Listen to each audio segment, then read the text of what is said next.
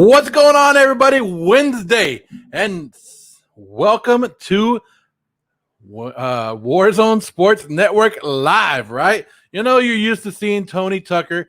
Tony Tucker has the night off, so they brought in myself, Mike on the mic, you know, the crew from Friday Night Wars. We're here to bring to you guys some of the updated, trending topics in sports. Whatever you guys feel like talking about tonight, that's what we're going to talk about. We have a couple topics on hand. We'll talk about it. But if you guys want to hit us up in the comments about whatever that you want to talk about, we'll talk about it because we're flexible tonight. It's Warzone Sports Network Live, right? You can see the little pictures on the bottom. You already kind of know what we're going to talk about.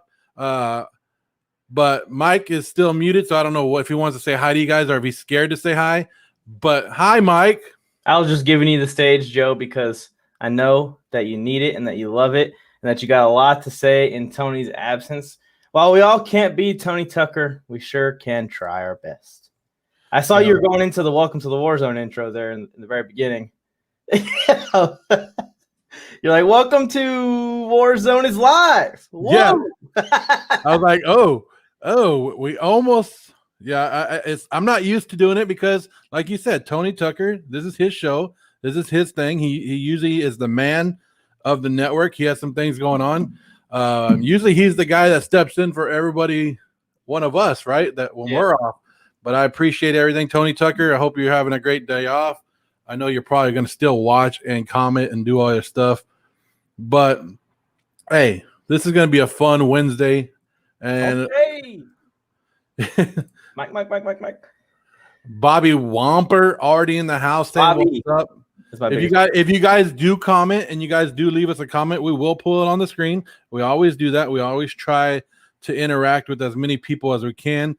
We're trying to send these links out as well. So if you guys can do that favor, hit the like button, hit the subscribe button, send the link out to as many family and friends because, guys, we're on the verge of something big here. We're not ESPN. We're just a couple of guys kicking back, having fun, talking, right? Of course. Just your ordinary guys enjoying sports, living life, and bringing it all to you in one place. I will say this. I'm seeing the pictures in the corner, the lower right corner for me. I think the lower left corner I don't know. It's the lower corner here. I don't like any of it. I don't like any of the topics at all. You don't like any of the topics? Nope. Just going straight across the line there. I don't like those pictures right there. You don't like – how do you not like any – like how do you not like any – well, I made the topic, so – I like them. You kind of gotta like them. Hopefully, we'll have some guys from the Warzone Sports Network show up. We've sent the link out to all of them. So if any of them want to show up at any time, we'll bring them on the show. We'll have some fun talking to them. But yeah, right now, Mike, I know you don't like the topics, but let's start off with this one. LeBron James came out today, right? He came out today and he said he's going to change his number. He's going back to number 6. You can see it on the bottom. He has it on. I think that is the number of championships he's lost. So is that what he's trying to do, is remind himself of that? I don't think that's it, Joe. I think he's trying to channel Miami Heat LeBron James, but that LeBron James should just live in infamy. That's his heel. That's the heel LeBron James. That's like if Roman Reigns put the Shield gear back on. That's not what's going on. You're in LA now. And I got some news, LeBron. You have a few super fans that have 4 LeBron James Lakers jerseys.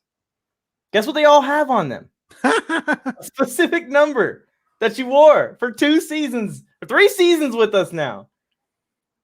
I mean, those jerseys are still worthwhile to wear, worthwhile to have.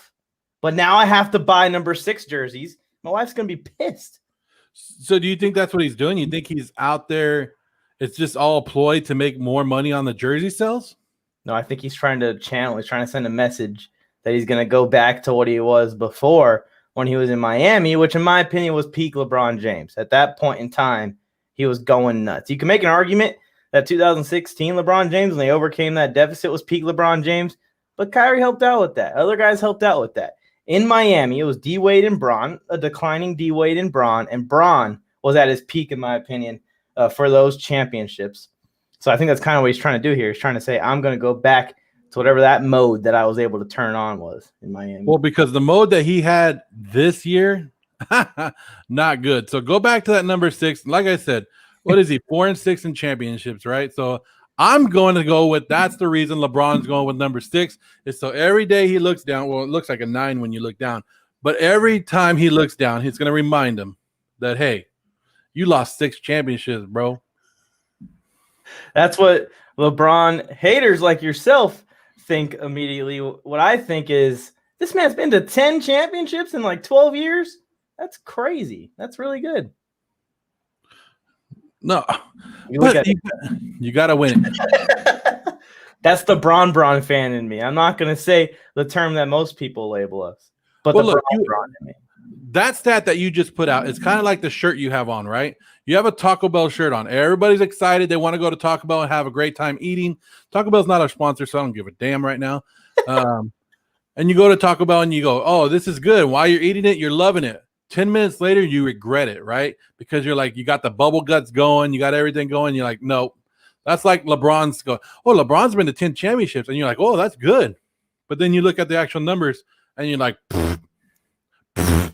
that's not it at all. I think, 10 championships is really good. And don't bash on my Taco Bell shirt. The reason that I have this shirt is because when I was overseas in Japan hanging out for 3 years, the only American restaurant within walking distance was Taco Bell.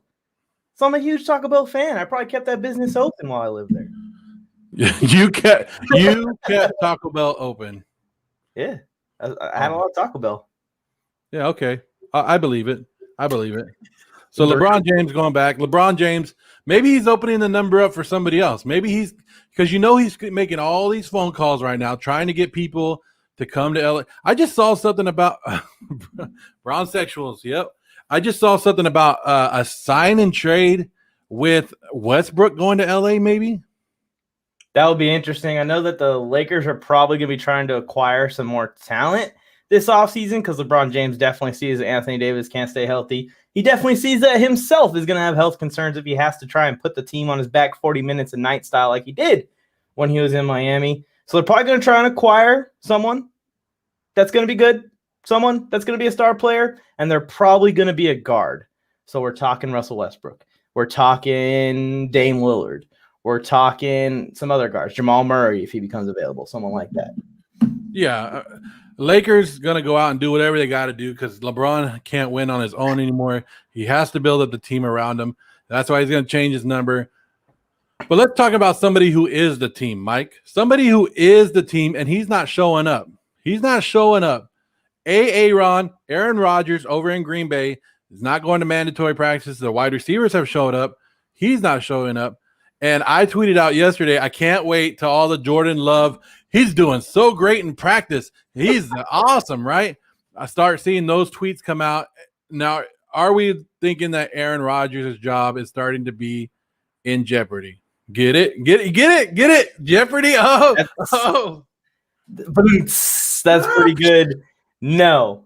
We're talking about an all-time great. We're probably talking about a top 10 all-time quarterback, one of the most talented and gifted players to ever grace the turf fields now that they play on nowadays. I believe it's still grass in Lambeau. I don't think that his starting spot in Green Bay is in jeopardy. Jordan Love is no threat to that, just like Rodgers wasn't a threat to Brett Favre until Brett Favre left. Now, is Rodgers on his way out? That's a whole nother story. Yeah, okay. So yesterday there was a bunch of tweets about how and somebody was sending, I think Tony Tucker was sending it to us in our group too, about how Jordan Love tried to do a 2-minute drill. He didn't get past the 46-yard line. It was over quick. Yeah. Hey, the tweets that I've been waiting for are coming out. The tweets that the Jordan Love is 100% ready to start if Aaron Rodgers stays away. That's that's pro football talk right there. No. one of the writers, he said, "What a stretch by Jordan Love today. He hit AJ Dillon on the right side on a real route for 30 yards. He did a free play deep to Alan Lazard for 45 yards. A deep corner route to Winfrey for 30 yards. A deep sideline to Aaron Jones for 30 yards. Like these guys, this is what I told. I don't get it. This is the time of the year where people are building these players up, but they're in shorts and t-shirts. and they're running against scout guys. Like the roster's 90 guys right now. They're not going to put their best guys out there. So of course, Jordan Love's going to look good against some scrubs on the practice field. That's what I was about to say, Joe. They are not in pads yet. They're just out there tossing the ball around pretty much, playing a little bit of catch. Pretty sure my high school quarterback, Isaiah Scott, here's your shout out, buddy, could have completed some of those passes as well. You think that Jordan Love was had a bad day yesterday, right? He had a bad day. He went home and got on Twitter and he started reading all that stuff, right? He started reading all the stuff and he was like, I'm going to go out there tomorrow and I'm going to ball out. I got to take that off the screen because it's showing up. Hold on a second. Then he goes, and I took that personally. I read all those tweets and I took it personally. That's what Jordan, and he came out today and he balled out. You'll see if he balls out when Khalil Mack's trying to chase him down. Or Danielle Hunter. Any of those guys, any of those defenses up there. Yeah, this was the quote yesterday. So the same guy that tweeted out today that he had that great practice, right? He's the one that tweeted out yesterday Jordan Love's first crack at the 2-minute drill that we saw barely gets past the midfield and ends up with him skying a pass over a wide open Malik Taylor head on 4th and 7 at the 46-yard line. So that was and exactly your point. Who is Malik Taylor? I have no idea. To your point. But then today, that same guy comes out and says Jordan Love is the best quarterback he's ever. I don't know. I'm paraphrasing it, but coming out and saying all that. So I don't know. On a serious note, though, the Packers have a roster that is built to compete right now. I know we talk about the weapons not going to Aaron Rodgers, yada, yada, yada. They have Devontae Adams.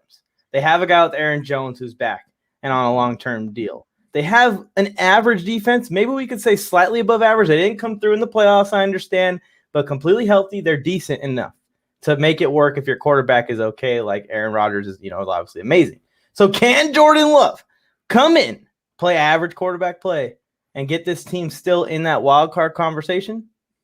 I'm going to say yes. All he has to do is put out some average play and let those weapons kind of carry him there. But if he comes out and he isn't good, it is going to be so sweet, so bittersweet for Aaron Rodgers to sit at home on hold, or hold out, I should say, watching the Packers struggle with Jordan Love. Well, they said, per sources, and they said, and this is from Pro Football Focus, one of the guys over there, and they said the local media is trying to cover this up. They don't want this to get out, right? They're trying to, I don't know, he could be bull crapping himself, but they said that Jordan Love, right? Per sources, Jordan Love yelled, "Aaron who?" after completing an 80-yard pass in the air to Devon Funches at practice, and then he ripped his shirt off in a fit of glory. Oh, my God. Hey, J-Lo or J-Love, wherever your nickname's going to be, I got some news for you. If the Green Bay Packers, your own team, the people that drafted you, that put faith in you, actually believed that you're going to come in and say Aaron who during an NFL game, Aaron Rodgers will be traded. They wouldn't be trying to hang on to him. If they got the second coming, third coming of Brett Favre on the roster right now and Jordan Love, Aaron Rodgers would be out the door already. We saw them give Favre the boot without hesitation. But clearly someone within the organization, whether it's the coach in LaFleur or it's Gutenkutz, I've been practicing his name, Gutenkutz, the manager, someone there, Jordan, knows what's going to happen if they say Aaron Rodgers who and let him go. Yeah. I don't see it happening, Mike. I don't see him getting rid of Aaron Rodgers. I know I would love to it because there's a team in Vegas probably that would do whatever they want. There's a couple teams out there, and one of them is this one right here, Deshaun Watson, where Kareem Jackson, former teammate of Deshaun Watson of the Houston Texans, came out today and said Deshaun Watson told him that he wants to be a Denver Bronco. The reason I put Deshaun Watson wearing orange is because we might see him wearing orange one way or another this year, either with the Broncos or what color they wear in prison. Oh, that's a sick burn. Slid it in there. I just slid it in there, yeah. Yeah. So I'm saying that either way he could be wearing orange, good or bad, right? We don't know. We haven't heard stuff on it in a long time. It's kind of got quiet, right? Yeah, it has gotten quiet, and I bet you there's reasons for that. The last thing I heard was that Deshaun's legal team is actually getting closer to being okay with settling.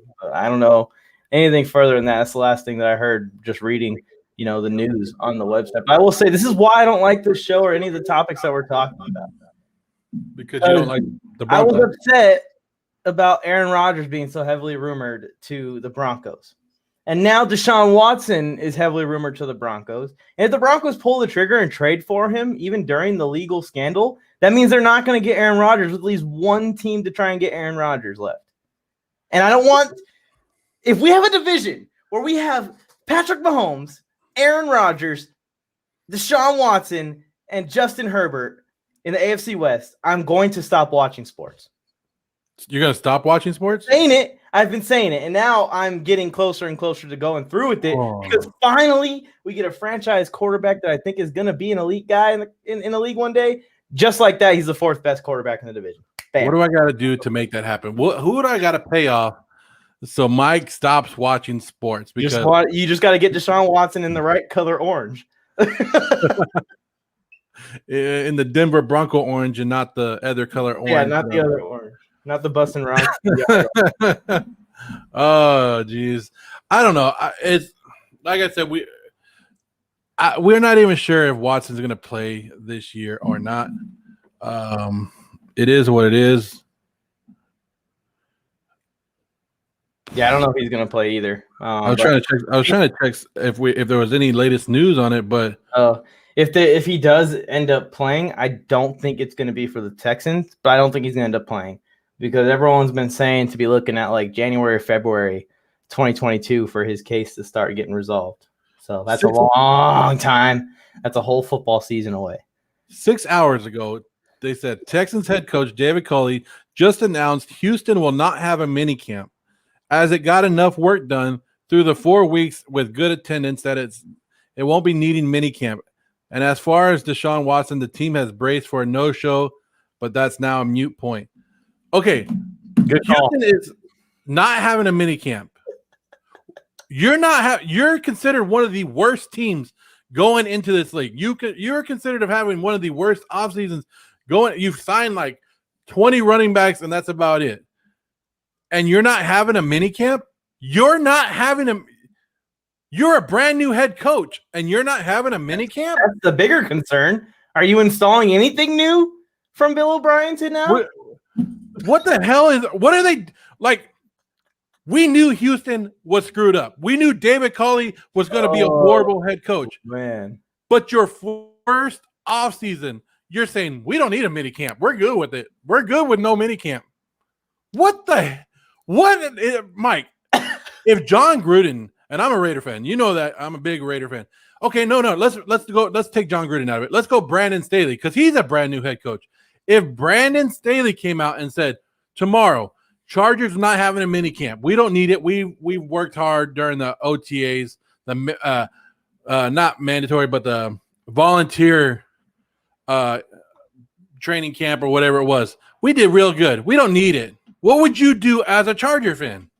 I'll be very, very, very upset, especially since Brandon Staley is installing an entirely new defense from a 4-3 to a 3-4. Like, how can you come in as your first year as head coach and not have minicamp, not start to get to know your players? I could tell you how. They're tanking. They want Spencer Rattler or whoever the best quarterback is going to be next year. There's no excuse. Okay, you already know you're going to lose out on Watson, or Watson might not show up. If he shows up, hooray, everybody's going to be happy that he walks in the building, right? But you're already bracing for him. So you're going to have a new quarterback. Whoever it's going to be, Davis Mills, Tyrod Taylor, whoever the hell you're going to have there. You have 20 running backs in the backfield that you've been signing. You signed every damn running back that's been a free agent. Well, not the great ones, but the all right ones you signed. So you have a new head coach. It means it's going to be a new offense. You got to do something with that defense that's been horrible the last couple of years. And you're saying, no mini camp. Guys, that's like telling your team to go home because they all got gold stars for the day and take the weekend off and come back on Monday fresh, guys, because we're great season. knowing damn well your team's going to get blown out. Your division rival just picked up Julio Jones. They just picked up Julio Jones, and you're going, cancel minicamp, guys. We're good. We're good. I'm not touching a single Texans player in fantasy football. Not a single one.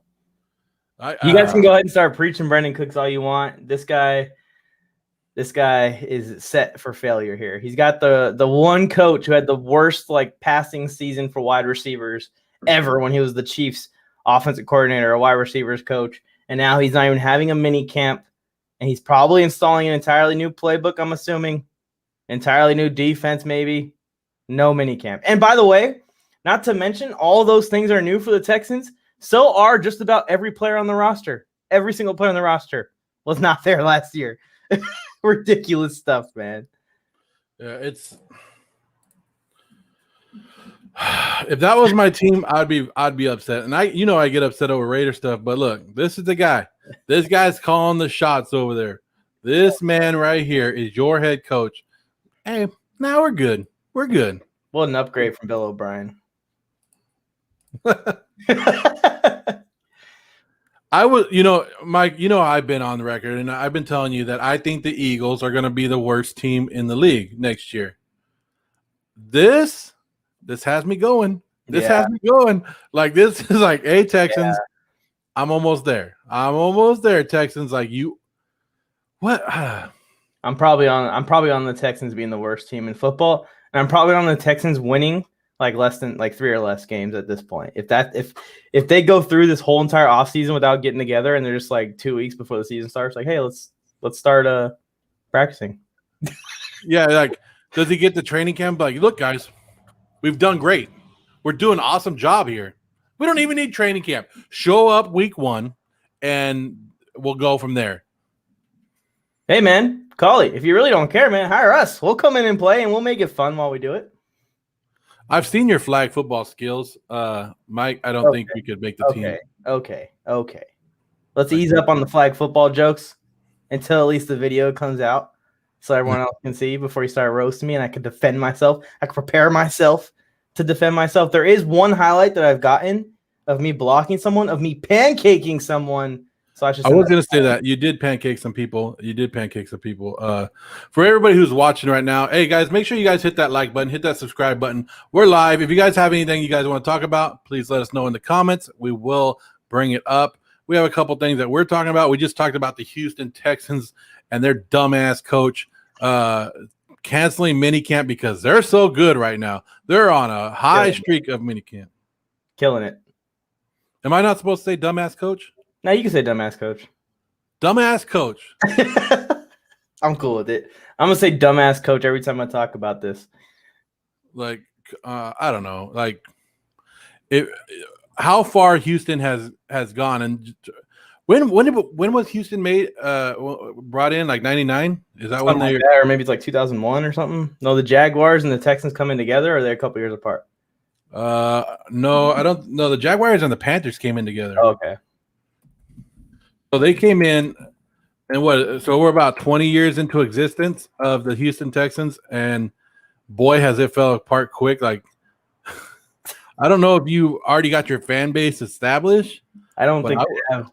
I'm a Chargers fan. I shouldn't be talking too much, but I think the Texans are in a similar boat to us with not having too many fans, considering that there's another team in Texas that labels themselves America's team. So 2002 is when they had the expansion draft. I might have them flipped. The Jaguars and stuff might have been 99. So, yeah. So the 2002 season. Mavi T, at this point, I'm kind of rooting, and you missed it. You can rewind a little bit. I did yell a little when we were talking about this. I'm kind of rooting for A-Rod to the Broncos now, even though I've said that I hate that move. I'd rather A-Rod just stay in Green Bay, and none of this happened. But if A-Rod goes to the Broncos, I know Deshaun's not going to go to the Raiders. If Deshaun goes to the Broncos, even if he's not playing this year, A-Rod is probably going to the Raiders. And now I have three elite quarterbacks and my wannabe elite quarterback in the division altogether, which is fun. Yeah, I don't see. Yeah. I'm turning off the TV. I'm not watching anymore. I'm telling you. So this is what he wants right here. Please no. Look at his He looks so evil. This is Peyton Manning over again. This is Peyton Manning all over again. Both these two have been colluding probably for years. I hate it. Speaking about Peyton Manning, today he was told that he's going to be the 35th Denver Bronco put into the Ring of Honor in Mile High. He's also making the Hall of Fame. So when you bring that up, that's good. But dude, I've never seen that picture right now until I just posted it. Aaron Rodgers does not look good in that orange like that. He looks evil. Yeah, that looks ugly. That's look at that stash. Let me see if I can change it. Let me see if I can make it look better. Hold on a second. What, you looking for the Raiders? A-Rod to the Raiders swap? They don't exist, man. No one wants to see that.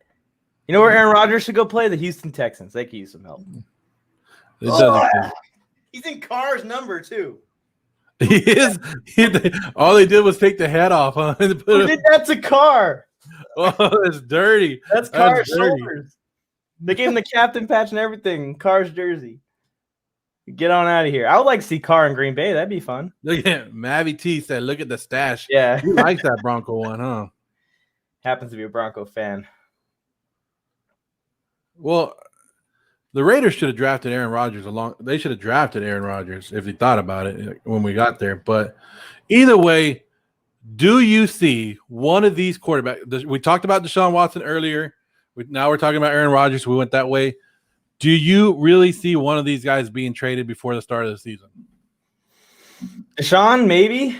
If the Broncos really want to take a chance on him, especially with him straight up saying, hey, I want to be a Denver Bronco more than anything in the world. And I know that they can get him for a discount right now if they get him while he's going through this drama. I don't think the Packers want to trade Aaron Rodgers, and they're willing to fight for it. We'll just see who's willing to give first. But in 2022, Deshaun Watson or Aaron Rodgers could very likely be a Bronco, one of those two. I hope not. I've seen some scenarios where it's like the Packers can somehow convince Rodgers to come back, and then they can let him go next season instead, which would be dumb because they won't get any trade capital back. They can let him go next offseason. He could choose which team he wants to go to like Brady did. Look at Mavi. Mavi's all about action. You don't want to hear no damn rumors no more. Like Marshawn. Action. He's all about that action, boss. That's what Marshawn would say. He said, rumors? We talking about rumors? We need some action over here. So LeBron's changing his number. Hate it because I have 4 LeBron James Lakers jerseys in 23. Deshaun Watson becoming a Bronco. Hate it because I'm a Chargers fan and I've just been through torture my entire life. Aaron Rodgers not being a Packer or maybe becoming a Bronco. Hate it because it's probably going to happen. Just, 3 for 3 on topics today that I don't like at all. And now we move on to the next one. Yeah. Julio Jones, number 2 on the Titans. And that you could go both ways. Is he the second best wide receiver now on the Titans? Or is he just going to wear number 2? They were like, 1 + 1 because he had 11. 1 + 1 = 2. That's why he chose 2. Shut up. It's a tribute to his favorite quarterback. Aaron Brooks? No, not Ryan Tannehill, not Aaron Brooks. Matthew Ryan, I should say. I'm about to say Stafford. Matt Ryan, number 2. You see the correlation? Matt Schaub? So that way when they get together and they play Atlanta, he can jersey swap with Ryan and they could have like a little cool little thing, a little moment. I'm sure he thought about all that. Yeah, he thought of all that. He was like, I'm going over there. I'm going to wear number 2 because I miss you, Matty Ice, already. I just don't understand how you come out and you say you want to go to a team with a big arm quarterback, a team with electric receivers on offense, a team that's on the rise to contend. And then you go to a team with, their offense is good, but they're a run-first offense. And Tannehill's not, he's okay on the play action, but he's not like this elite thrower. I got much better destinations for him to land to, and he just ignored all of them if he had any say in it. I wonder if it was just like the Falcons said, hey, Julio, we're sending you to Tennessee. You cool with it? And him saying yes or not. And how much does this affect A.J. Brown? Because everybody was like, A.J. Brown's my guy. He's my guy. I'm going to get him this year. I want him in because he's going to have all these. And then they bring in Julio Jones. I don't know. I'm not big high guy on Ryan Tannehill. I think he's an average quarterback. I think he's much better than what he was in Miami now. But I still have questions about him. And I know like our own piggy bank Hanks from Fantasy Boot Camp, he came out and said, don't hate on Tannehill. He's a top 10 quarterback last year. I'm still hating on him. And there's a bunch of memes that have come out now that have you seen those, Mike, that they're like the Titans are down or the Titans are driving with 2 minutes left and they have Julio Jones and AJ Brown but they still hand it off to Derrick Henry and he scores a touchdown and the Titans lose 35-17 or I don't know what it is. But yeah, they got questions on the defense over there. We've seen this before. We've seen offenses load up, but their defense is struggling. And I know you and Brian talked about this on Sports Force that came out earlier today. Yeah, their defense just needs to be average, in my opinion. Anywhere from that 15 rank to 20 rank, they can slow down opposing offenses, maybe cause some like opportunistic turnovers. I don't see the guys on that defense to make it happen. Bud Dupree is an awesome signing, Brian. I'm excited for it. I think Bud Dupree is going to be an 8-sack guy. He's not going to be a game wrecker like T.J. Watt was there in Pittsburgh, and he may have had some elevated play from seeing single ups from the tackles instead of double ups because they're going over to T.J. Watt to try and slow him down. And then Caleb Farley has the health concern. Even if he's healthy at the top of his game, one elite corner isn't saving this defense or the secondary. They need a lot more on the defensive side of the ball. But if they can find a way to get that defense to an average level, I'm talking 13th ranked in the league or something like that, you could see something like you see in Kansas City where you got this superhuman offense, and I think we can fairly say that superhuman offensive line is really good as well. You got those two elite receivers, best running back in football, at least running the ball, and Ryan Tannehill is a really good facilitator, can get it to all these weapons. I don't think it's out of the stretch to say that the Titans could be really good this year and possibly be, a 13-14 win team, but they just got to figure out the defense and get it to average. And maybe having that offense is going to help out the defense a ton, but they've had Derrick Henry for years and the defense has still been trash. Are we excited about that offensive line? Yeah, they're okay. They're good enough. What were they last year? I have to check on the offensive line, but I thought they were a little banged up. They did lose a little bit. They lost Lewin last year, who was kind of their guy. Yeah, but he should be back. So I don't know. I'm not really – I still think there's a lot of question marks. Oh, he wants to talk about Broncos. We're talking about Broncos right now. Do you think Surtain can beat out Ronald Darby? I think Surtain's an amazing football player. So, yes, I think he can beat out Ronald Darby. But it would probably be a mid-season thing if Darby's struggling a little bit. That cornerback room is loaded. If they're going to acquire Deshaun Watson or Aaron Rodgers, I think one of those guys will be included in the trade, and that will give Surtain a chance to get in. It might be Bryce Callahan, unfortunately, which you wouldn't want to lose if you're a Broncos fan, but Aaron Rodgers, Bryce Callahan, See, I don't know because Darby is pretty damn good. And I know you brought in Kyle Fuller, and I know you have Callahan, but Darby, I don't know. I don't see them moving on from Darby. I don't see it. Well, they signed him for a reason. He's going to contribute still and need more than 3 corners on the roster. So maybe it'll be a rotation. But in my opinion, I thought Surtain was going to the Cowboys for sure. I think Surtain was the best corner overall in the draft. And I know JC went first, and I love JC as well. But I look at JC and I see a Brendan Browner. I look at Surtain and I see a Jalen Ramsey. So it's a big difference there. Yeah. Yeah, I like. I don't know. I don't want to put Patrick Surtain back, but he has to take that step. He is a still rookie. We don't want to put too much on him. That's what I'm saying. Like around week 8. Week 8, we'll see what they're doing with the secondary. Or if someone goes down, God forbid, you have depth with Surtain. He can come in and ball, I think. And like I said, if they do get one of these quarterbacks, one of those young receivers or one of these young corners are probably on the way out. And it's not going to be Fuller. It's probably not going to be Darby because they just signed him. So it's going to be Callahan, I think. Yeah, and Ronald Darby.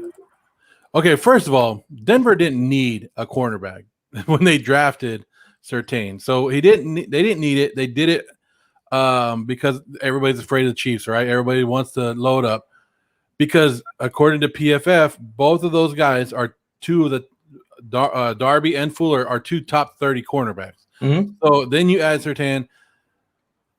Do you want? I don't know. I think Vic Fangio has a plan, and I don't think they're either one of them going anywhere. And I don't see Surtain starting. Early in the year, maybe at the end if there's an injury, but I don't see him beating anybody out this year. Yeah, Maybe better than him, but I don't see Vic Fangio pulling the trigger. yeah. I mean, it's tough. Like all three of those guys, Darby, Callahan, and Fuller, they're in their prime right now. Like this is their years, so it's going to be tough to beat them out. But by like mid-season, I could see Surtain getting in the fray of things. He's definitely still going to play a lot this year. You know what I mean? And if he would have went to a team that's really needing a cornerback one, I think I would have trusted him to be the cornerback one of a team. So he's going to be legit. I watch a lot of corners, Joe. I love the corners. I just hate that he went to the Broncos. They just like pissing me off. Now they got like no fly zone 2.0. They got the quarterback rumors. Just because remember the safeties. Justin Simmons obviously is one of the best safeties in the NFL. Top 3 for sure. Don't even argue with me on that. No. I love talk about they got Kareem Jackson back for nothing. Yeah, I love Justin Simmons. I'm right there with you about where he ranks as one of the top safeties.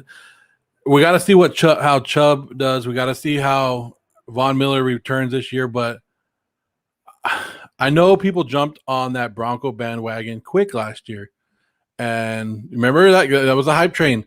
The same thing that they're doing to the Chargers this year, they did it to the Broncos last year. They do it to the Chargers every year, though, Joe. Yeah. I think maybe we're looking at where a year. I still truly believe that Drew Lock is not a great elite quarterback, but a good quarterback that could do some stuff. I know they have Teddy Bridgewater there, and I know there's some good reports on Twitter about Teddy Bridgewater and what he's doing. Sutton's coming back. So I think the Broncos are going to surprise little people because people are going to sleep on them just a little bit because of what they did last year and how they disappointed us. But I think the Broncos are going to be a good competitive team. Vic Fangio, even with all those injuries, gets his team ready to go. Yeah, this is a team that's going to sneak into the wild card picture if they could stay healthy. And we are complete opposites on the Drew Lock thing because I don't think Drew Lock's going to be the starter week 1. And I can make that take pretty comfortably. I think Teddy Bridgewater is going to start. We've seen what Teddy Bridgewater's done with teams that have a ton of talent around him, like in New Orleans, like his first stint in Minnesota. He's been good. And Drew Lock last year was not good. Not even close to good. One of the worst in the league last year. He had one of the worst years out of every starting quarterback in the league last year. So I know that he had injuries in his receiving core and stuff. But when I sat down and looked at it, it looked like quarterback malfunctions, not receiver malfunctions for the most part. Other than when Jerry Jeudy would drop the ball. And by the way, I'm high on Jeudy. He's going to be really good. Man, that cat's going to be good. I'm still mad that the Raiders let Jeudy go, and went with Henry Ruggs. But I don't know, Mike. I thought that Locke did a little bit better towards the end of the year last year. But I mean, he did have a tough stretch down the end of the those last couple games. But I thought he started playing better towards the end of the year. But I know you brought in Teddy Bridgewater for a reason. I think they're going to start him, but I still think there's a little bit of chance out there. Well, I can forgive and be okay with like young developing mistakes and stuff like that, right? Just simple stuff happens once in a game and then he doesn't do it again. But there are some games, and the Raiders one was his worst game last year, and one that I really took a deep dive into to see where it went wrong. And where it went wrong was Drew Lock's mechanics were super lazy, and that tended to be something that would happen throughout the season. Once they would get down a couple touchdowns, his mechanics would just get real lazy. But when he does sit there in the pocket and focus and play at the level of his height, I still think he's only going to be like an average quarterback if he can get to that at a consistent level. So I think that they're better off going with Teddy Bridgewater and drafting someone next year. If they weren't going to get Deshaun Watson or Aaron Rodgers, then I think they should have drafted Justin Fields. That would have been an awesome fit for him there. But that's what scares me a lot about the Aaron Rodgers, Deshaun Watson thing. They seem confident they're going to find a quarterback somehow. So when you see that trade come across and it's Drew Lock, Bryce Callahan, and a couple picks for Aaron Rodgers, don't be shocked. I'm not going to lie. When they took Surtain, I was pretty excited. Yes, because you know how I feel about Justin Fields. And I say that Justin Fields is the best quarterback in that draft, and he'll prove it. I like how he went to the Bears. But I was afraid that he would go to the Broncos, and I'd have to just like Herbert. I liked Herbert last year, and he went to the Chargers. And I did not want another young rookie quarterback that I would have to hate on, even though I liked. Well, now you're going to get Aaron Rodgers, so congratulations. I don't care. I can hate on Aaron Rodgers all day. That's kind of your thing, right? I love hating. Just move it from Brady to Rodgers. Just turn the ball.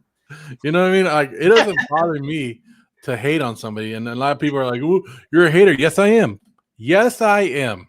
And I'll take it all in. And I do it just to have fun. It's fun. And it is what it is. I'll hate on you, Mike. I don't care. Yeah, I've noticed you like to hate on me. Keep bringing up the football game. If you guys are watching, please hit that like button, hit that subscribe button. But speaking about hating, Mike, somebody got hated on yesterday. And I call this home run no more. Home run no more.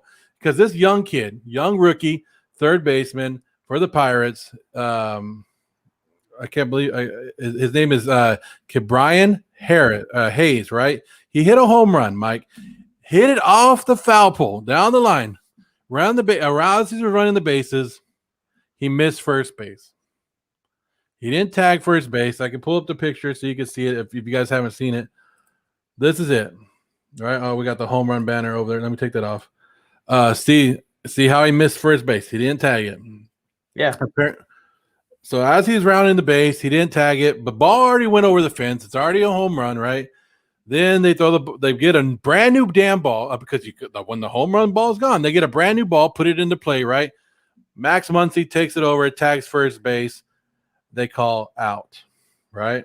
They call it out. Mike, the ball's over the damn fence. It's a home run, right? Does it matter if this young kid touched first base or not? Does it matter? Why does it matter? Let the guys, don't even let them, and I put a thing on I put a little short. Don't even let the guys run the bases anymore. If you hit a home run, just stand there and be like, yeah, that was me. Walk back to the dugout. Do a bat flip real quick. Rob Manfred is big right now on making the game shorter, right? That helps. That does. Because this dude's a rookie, right? This guy's a rookie. It didn't impact the game. The Dodgers still came back and dominated, did what they needed to do. But what if this did impact the game? What if they did lose by one run? They lost by 2, but a couple home runs in the 9th inning. If they would have lost by 1, what if this rookie, because he's a rookie, right? He's on track to probably be one of the rookie of the year's candidates. What if he goes on and like he has a great career, right? And he's 1 home run away from tying Barry Bonds for the all-time lead, and you took this one off the board. I mean, that would be absolutely insane. That'd be crazy. But because he missed first base. Yeah. Because he missed first base. No, I agree with you. I think that's if it goes over the fence, that's pretty dumb.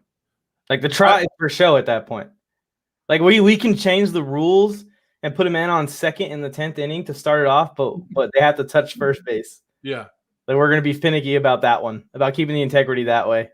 But we can put a guy on second to start the 10th inning. Yeah, I don't know. I'm a Dodger fan, and they were playing the Dodgers, and I'm like, leave the run on the board. Oh, really? That's dumb, yeah. No, that's like the green-white checker rule in NASCAR. If there's a wreck before the leading car passes the finish line on the last lap, they go to like a 2-lap wild card round. It's like, what? What? What? That's what the guy on second in the 10th inning is basically for baseball. Yeah, I don't understand. I don't understand what Manfred's doing, but all I know is that a lot of people hate him, and he's becoming one of the worst commissioners of sports history. Yeah, I don't. The whole Astros thing was also a little bit of a blemish on his time. Well, and that's another thing that they're doing right now is they're checking pitchers as they come off the mound. As their time is done, they're going to check them for pine tar or substance. And and this is that's a big deal right now. Yeah. Yeah, it's a big deal. They're trying to say everybody, and I read this big old article written by Sports Illustrated in Houston, of course, right? Sports Illustrated in Houston. And it said the Dodgers are cheating. Their spin rate is up. They have to be using substance. And then, it's talking about how the Dodgers spin rate, this, and this, and this. And then at the very bottom, it goes, the Dodgers have not been proven to be cheating or anything like that. But you just wrote a whole damn article about how they cheated. But then at the bottom, you're like, well, none of this is true. So how many people did you just influence over some bull crap because you're a homer and your team is a cheater? Your team was proven cheaters. and now you want to go after somebody else. You know why the Dodgers spin rate has gone up? And I can tell you why. Because they're Trevor both Bauer. Yeah, because their freaking pitching rotation is absolutely loaded, even with losing Dustin May. You know who started the spin rate, or one of the main people in the beginning of spin rates? Trevor Bauer. People went to Trevor Bauer to get the camera angles of what he was doing in his training, and teams started adapting to what Trevor Bauer was doing. So what Trevor Bauer did with his cameras and all that, that's what teams adapted as their training regimen. And now you're saying the Dodgers spin rate's up. No. No way. Well, didn't the Yankee pitcher Garrett Cole almost admit it by accident in an interview that he was using something sticky? Well, they asked him about it, and he started going all guilty as hell. But this is another thing that I've heard. I've heard that they already have a list of players that they know. So if they knew that you were pitching, Mike, and they knew that you were pitching dirty, as what they call it, right? And they knew that you put Vaseline on your left hip, and every time you touched your left hip, you touched the ball, and it was there. Well, so according to the sources and all this stuff, is they know the pitchers that are cheating, right? Or are what they call cheating. But they're going to check them now. Now they're going to put it out in the media and all that. Why not go up to those pitchers? Why not shut up and not put it out there and just go up there and be like, okay, Mike's pitching this game. When he comes off the field, I'm going to check his right hip. If I already know that, why am I going to give you the chance to get off scot-free? I want to catch you in the act, right? That's what you want to do. You want to catch these guys in the damn act, and they're not doing it. Baseball don't care. Baseball doesn't give a damn if you're cheating. We've already seen that. We've already seen that with the Astros. So they're basically put it out there so people can be like, hey, stop cheating because we're going to have to make an example of you. But I don't know. There was a guy on, and I'll give him, I don't remember the person who was on the show with Pat McAfee, but I'll give the Pat McAfee show the shout out. Not that they need it or anything, but just so that way they know that I didn't come up with this out of my own brain. There was a person on the show who was saying, he's an insider with baseball in some way, shape, or form, who was saying that baseball has turned into a game where it's who can cheat the most. And the MLB kind of has been yeah, go ahead to make baseball exciting, whether it's dominant pitching or dominant hitting, either way around. You know what they're going to do, right? He said it's kind of a known thing amongst the coaches and players. And that's why no one rats on each other, because it's oh, but you're also doing these other techniques that are not legal. This is what they're going to do. They're going to do the same thing they did to the steroid era guys. Do it. We're going to turn our backs, and we don't give a damn what you do. But then when it comes down to it and something big happens and people get caught and the whole scandal comes out, we're going to make you the bad guys. Yep. Exactly. They knew Mark McGwire was doing it. They knew what Barry Bonds was doing. They knew everybody in that damn locker room was doing it, and they didn't give a crap until it became a big deal. Exactly. If it helps the game, they love it. They love it. And so I don't know why baseball's hard to watch until you get to the playoffs. And it's true. If you're not, we've always said it. Everybody says it. If you ain't cheating, you ain't trying, right, Mike? And so I don't know. I kind of gave up on baseball with unwritten rules and all that. Everything about baseball when they gave the Astros the World Series and they did nothing about it. Yeah. To me, that was okay, then I'm gonna cheat. To me, if you're not gonna punish the Astros, you never punish the Astro players. What's gonna stop the other players from doing it? It's like when your dog craps on the carpet, right? And you go, no, go outside. You want your dog to go outside. Well, if you don't teach it and you don't punish it for pooping on the carpet, what's going to stop it from doing it over and over? Yeah, and also if you have a second dog, that dog's looking at the other dog oh, that's where we shit. I'm cool with that. So all the other players are yeah, okay, let's do it too. We're all in.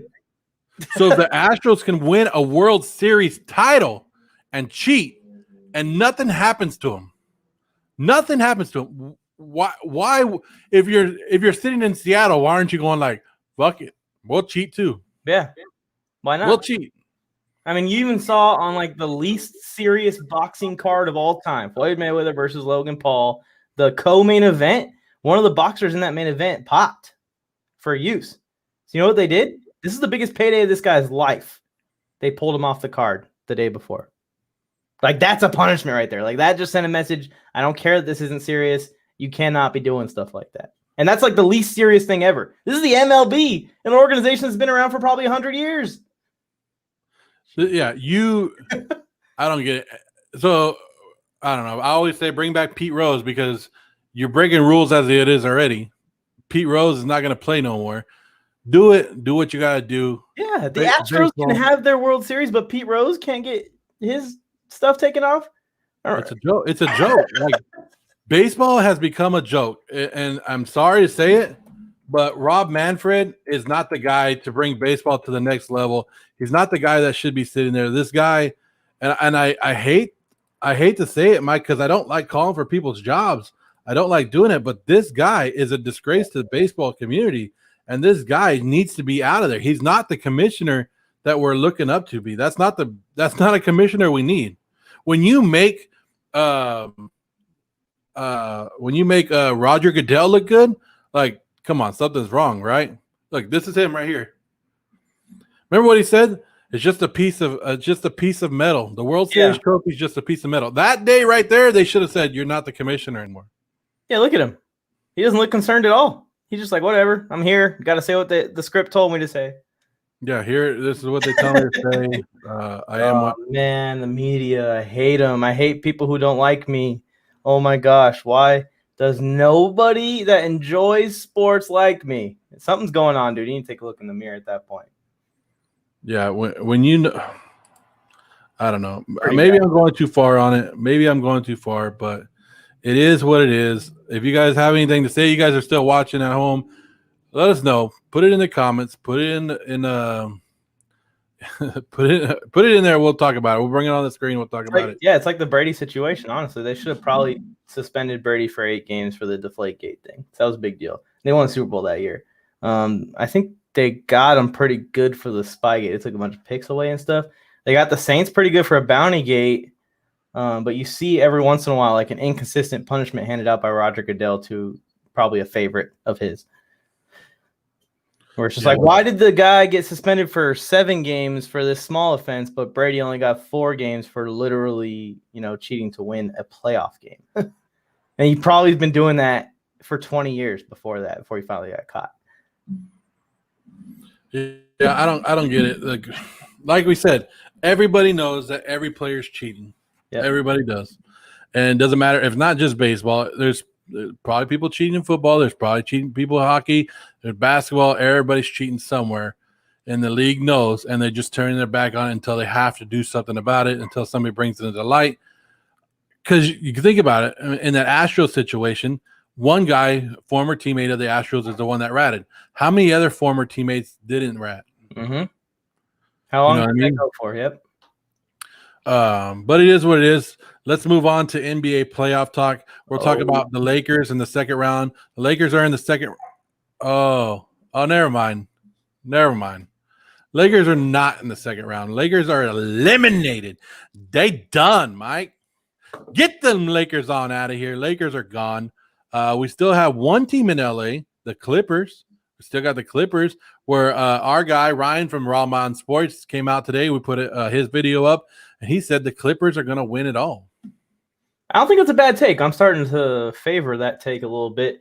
I'm on the Nuggets and the Nets winning it all. I called the Nets before the James Harden trade, so I'll be pretty proud of that pick a long time ago. But I'm not too against saying the Clippers might have a chance to go this year.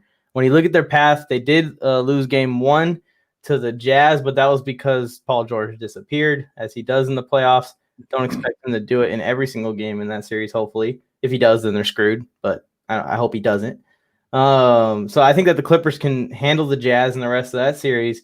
And it's really just win the Western Conference Finals, whether it's the Suns or the Nuggets. Tough opponent, but if they can clutch up and do it, why not, man? The Lakers are out. That pressure is off their shoulders. And I was telling Brian on Sports Force that's the biggest thing for the Lakers getting eliminated as far as from the Clippers.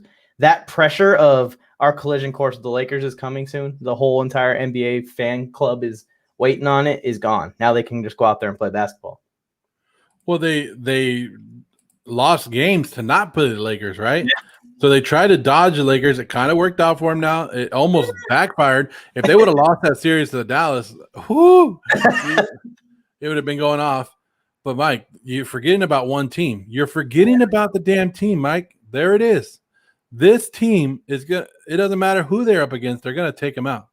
Imagine Chris Paul taking down the Clippers in the Western Conference Finals.